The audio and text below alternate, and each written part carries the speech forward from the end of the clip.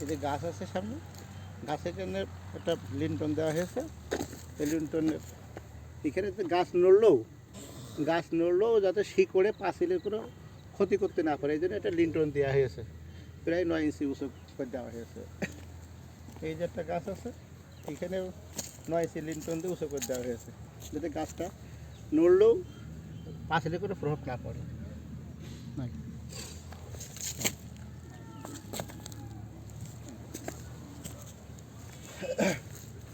আর এই 10 ইঞ্চি যে পিলার দেওয়া হয়েছে, 10 ইঞ্চি পিলারটা আমরা ভিতর মুখে রাখছি, বাইরে পুরো সমান করে দিয়েছি, হ্যাঁ। এটা হচ্ছে এত লং আছে, এটা এত লং, এক সারিতে এক বারে যাচ্ছে 110 পিস ইট, এক বারে 110 পিস।